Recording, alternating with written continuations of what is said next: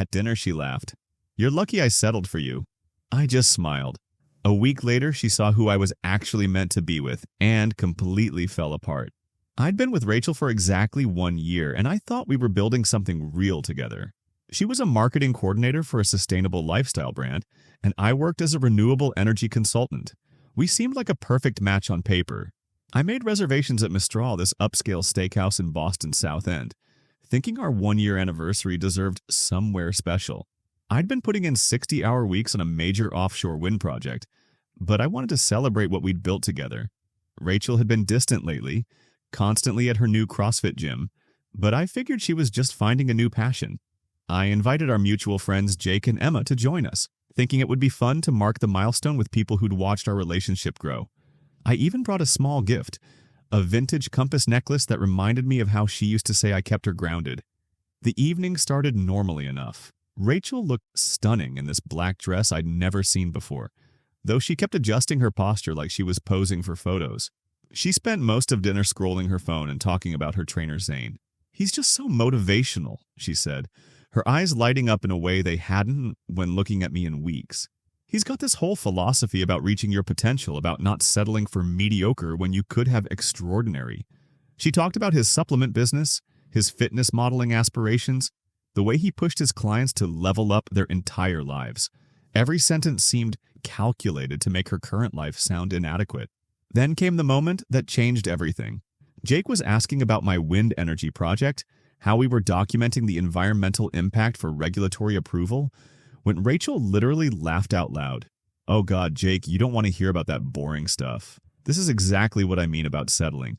She turned to me with this cruel smile I'd never seen before. "You're lucky I settled for you, honestly. Zane says I have so much untapped potential, and he's right. I've been playing it safe with someone comfortable instead of challenging myself to find someone who actually inspires me." The words hit like a physical blow.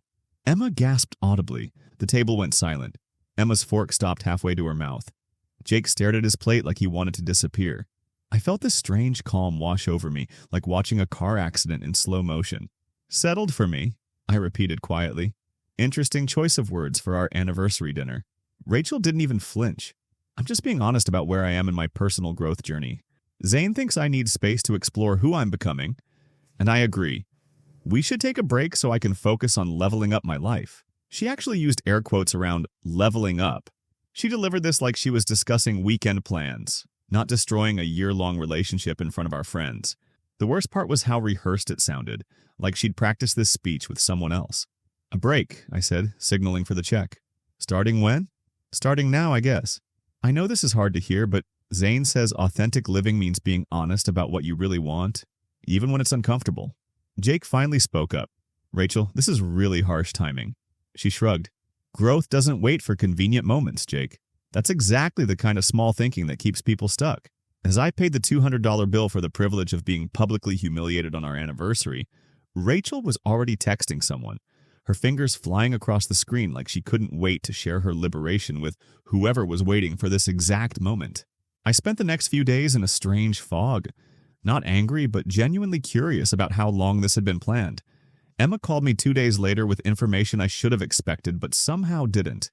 "I did some digging through Rachel's social media," she said carefully. "This Zane thing has been going on way longer than she made it seem. The evidence was all there once someone looked for it. Rachel's Instagram had been documenting her fitness journey for over a month, but the timeline revealed something much more calculated. Her first post at CrossFit was 6 weeks ago, followed immediately by photos of expensive Lululemon gear she definitely couldn't afford on her marketing salary. Then came the protein smoothie dates with Zane, carefully cropped photos that showed just enough of his tattooed arm to make it clear she wasn't alone. Jake had screenshots going back 5 weeks showing Rachel and Zane's comment exchanges on each other's posts. Her responses to his motivational quotes about attracting your tribe and upgrading your circle were flirtatious in a way that made my stomach turn. Exactly what I needed to hear today, and so grateful for mentors who see my potential, weren't exactly subtle. Emma found the smoking gun buried in Rachel's tagged photos.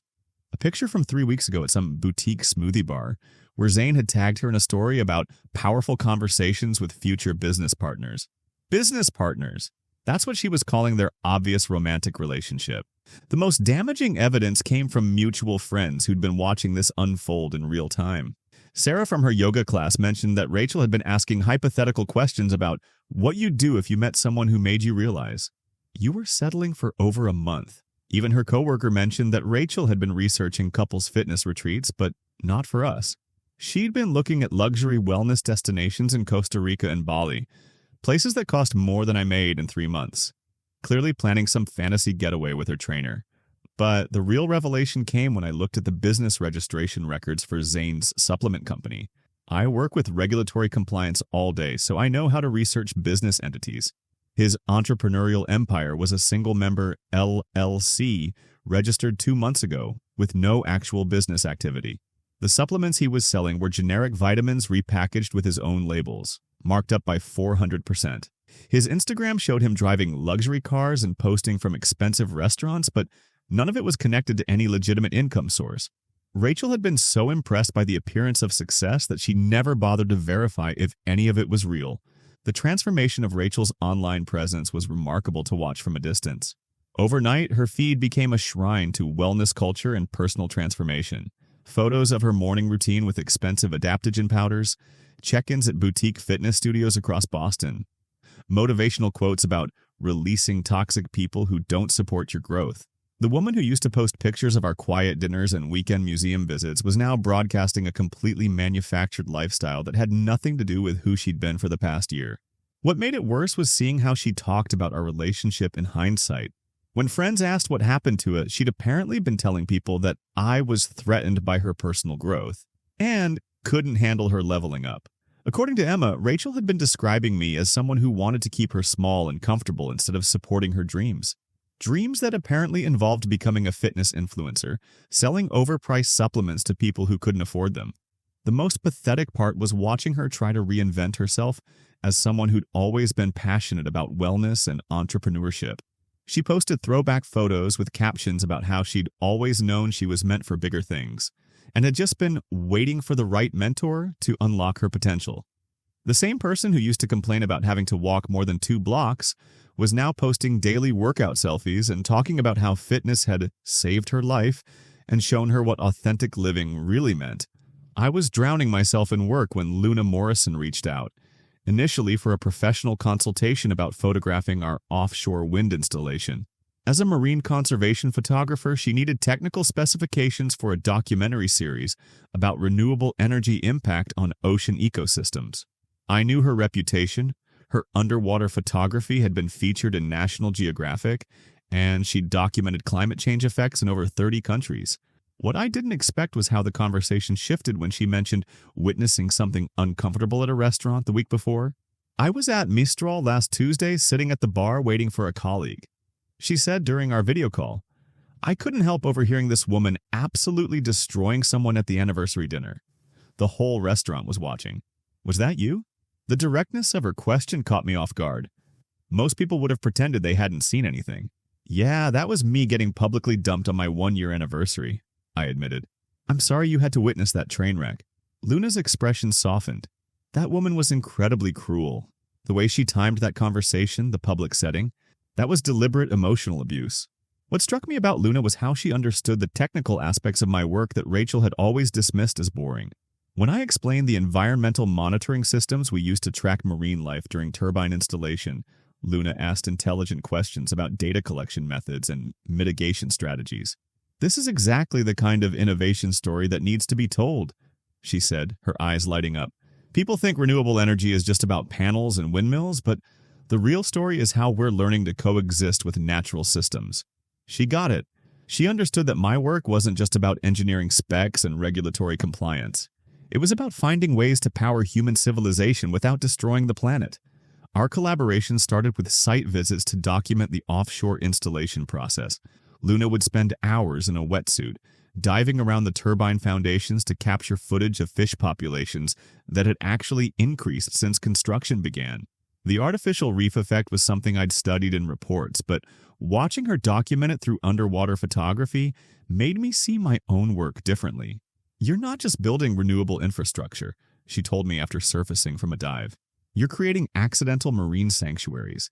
This is the story environmental journalists dream of telling. I found myself looking forward to our working sessions in ways I hadn't felt excited about anything in months. Luna would arrive at the offshore platform before sunrise, her camera equipment somehow perfectly organized despite the challenging conditions. She'd ask me to explain the monitoring data while she set up shots, and her questions revealed she understood the complexity of balancing energy production with ecosystem protection. Rachel never wanted to hear about this stuff, I mentioned one afternoon as we reviewed footage of fish schools around the turbine base. She thought environmental work was just virtue signaling for people who couldn't make real money. Luna paused her camera adjustments and looked at me with this expression of genuine confusion. Are you kidding? This work is literally saving the planet. You're helping transition humanity away from fossil fuels while protecting marine ecosystems. That's not virtue signaling. That's heroic. The way she said it with complete sincerity made me realize how much I'd internalized Rachel's dismissive attitude toward my career. I'd started to believe my work was somehow less important than whatever trendy business opportunity she was chasing that week. What I didn't expect was how much Luna had been thinking about our professional interactions over the past few months. I've been wanting to ask you something, she said one evening as we packed up equipment after a particularly successful photo session.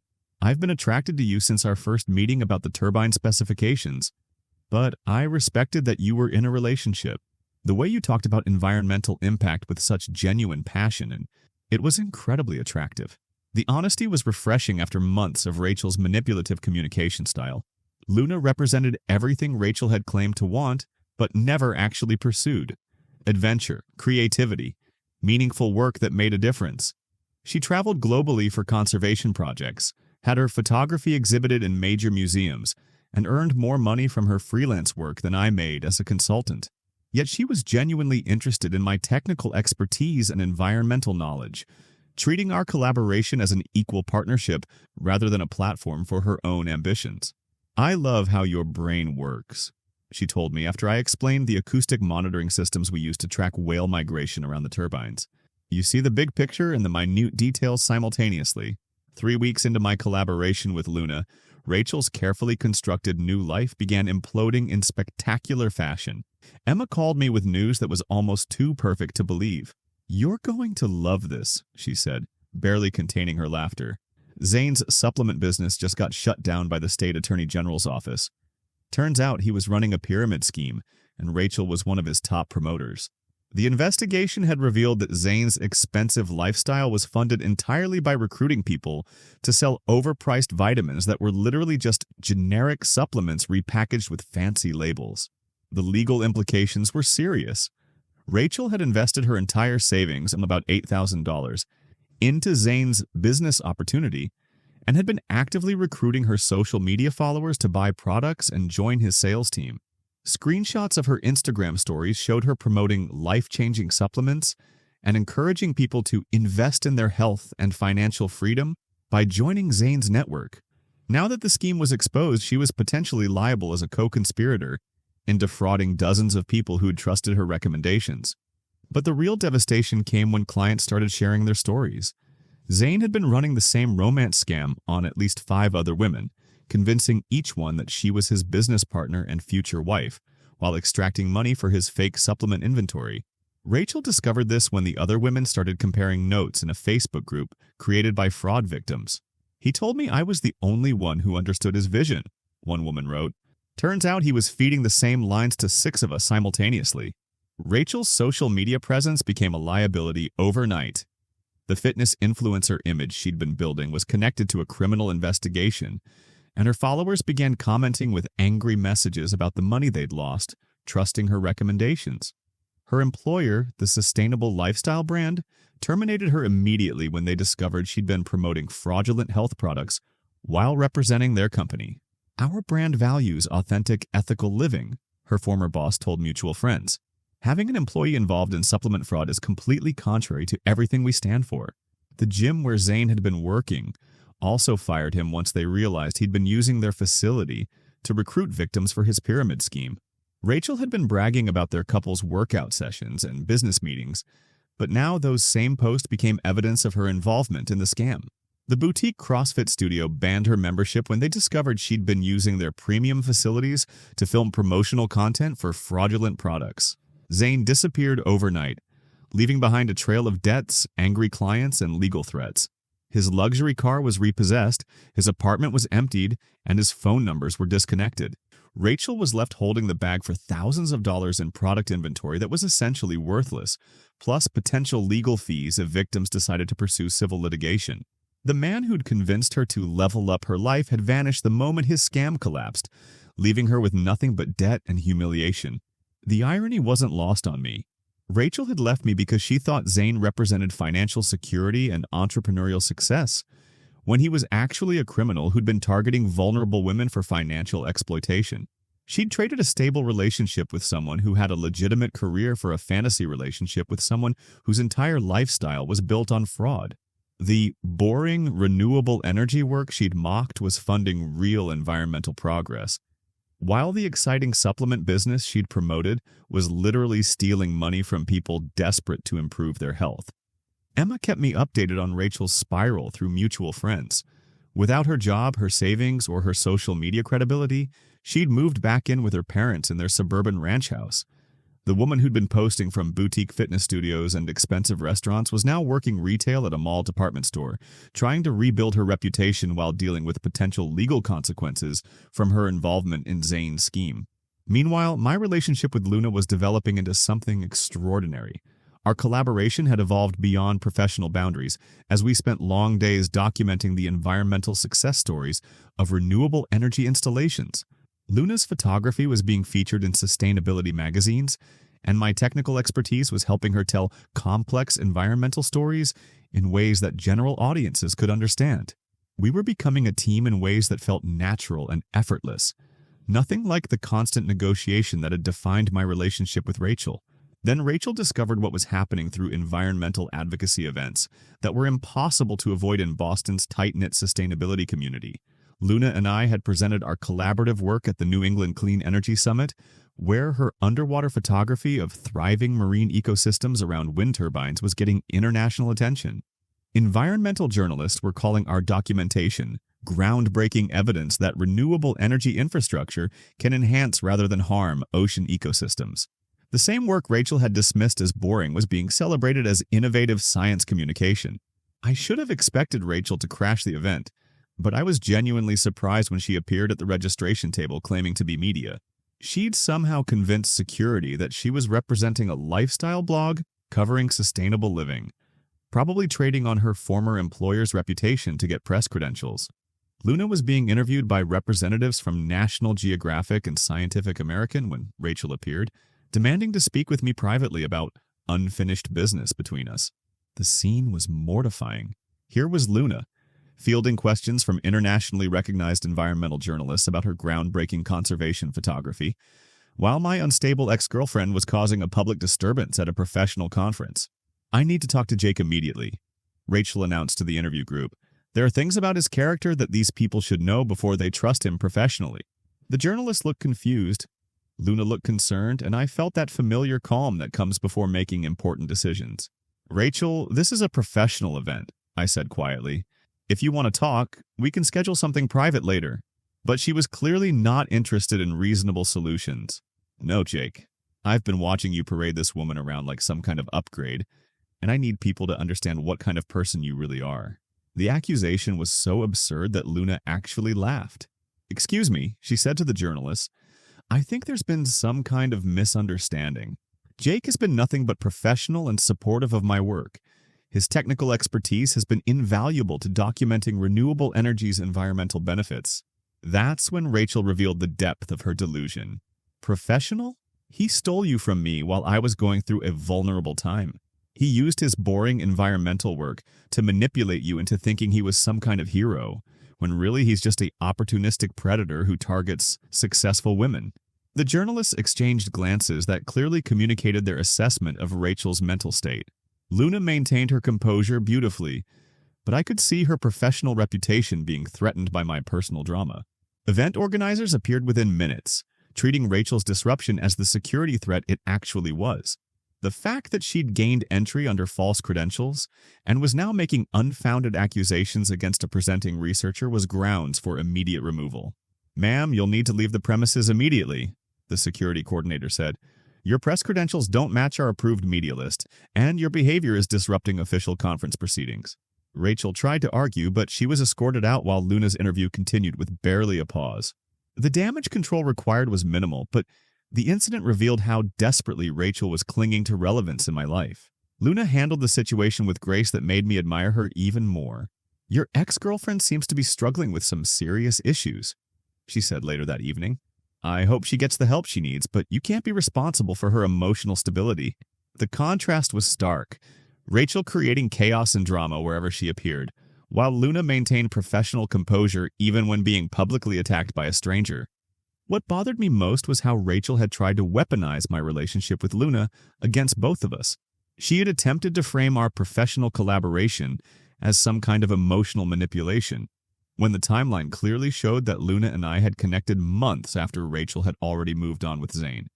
The accusation revealed how little Rachel understood about authentic relationships built on mutual respect and shared interests rather than financial dependency and lifestyle aspirations. The incident became a turning point for Luna and me.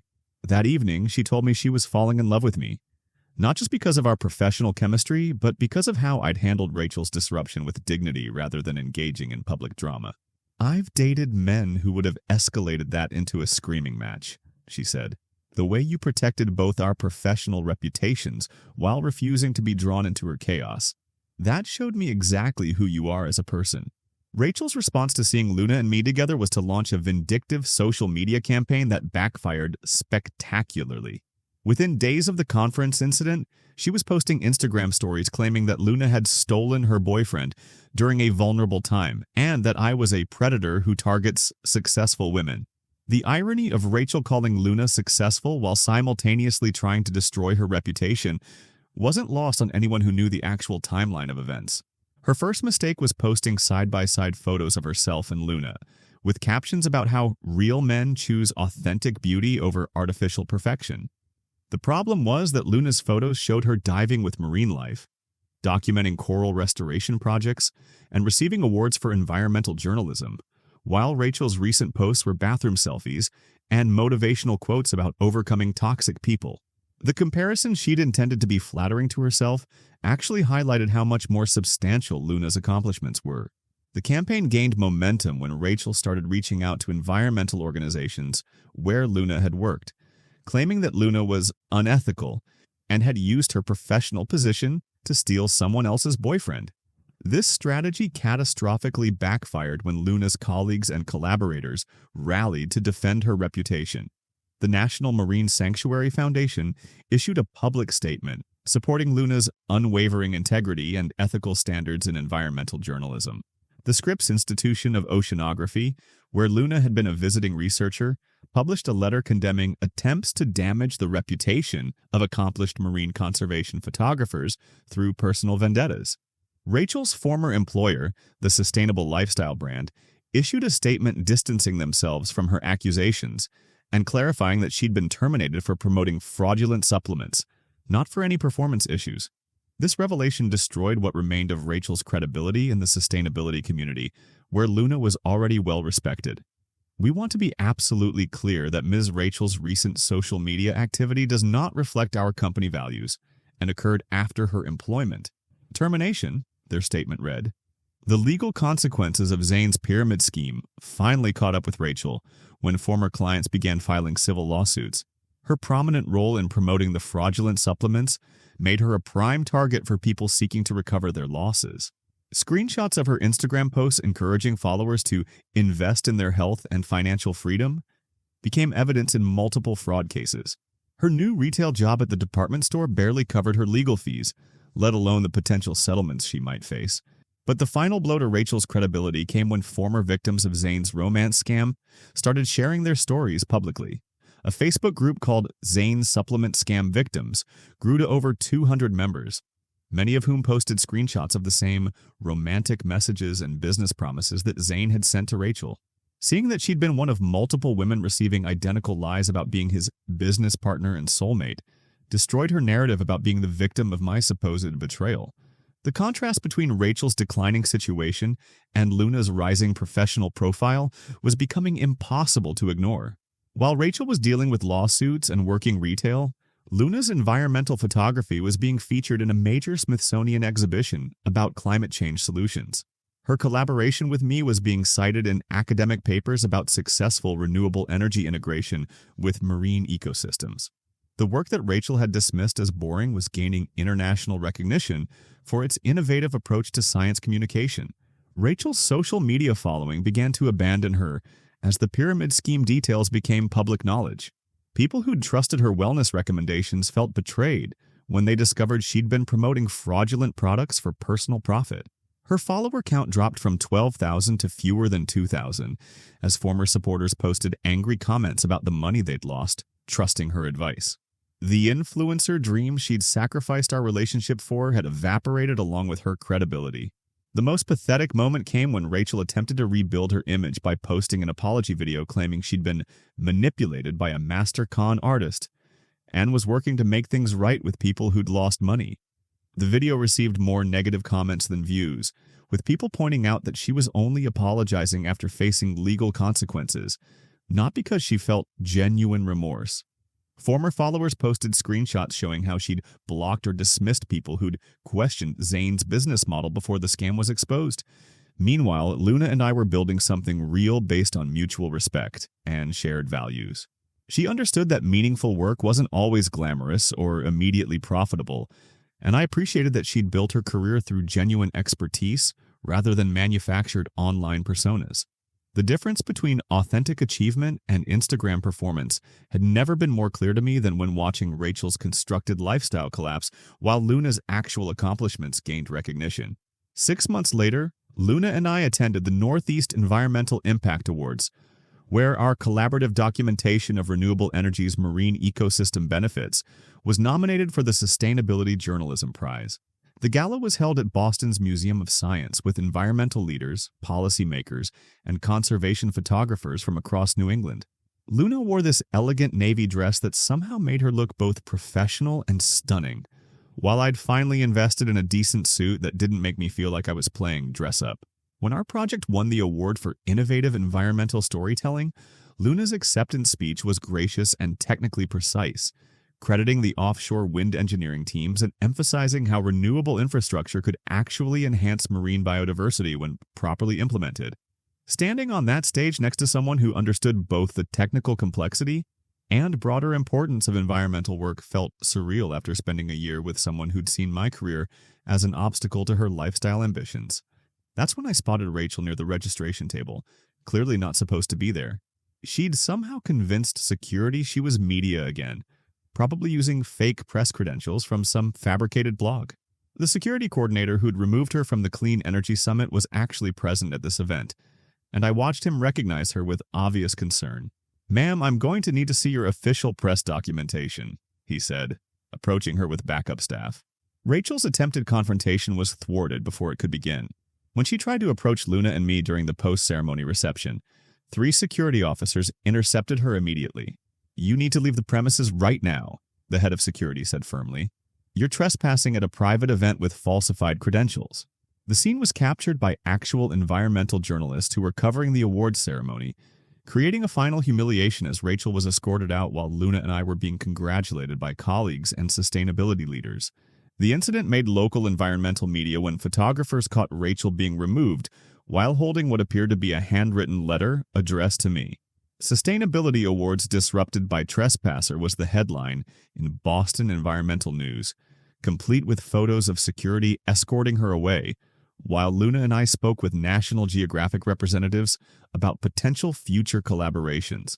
The contrast between our professional success and Rachel's public meltdown couldn't have been more stark. 1 year later, Luna and I got engaged during a research trip to document offshore wind installations in Maine. I proposed underwater while she was photographing fish populations around turbine foundations, presenting the ring in a waterproof case that made her laugh and cry simultaneously. "Only you would propose to me while we're documenting renewable energy's environmental benefits," she said after surfacing.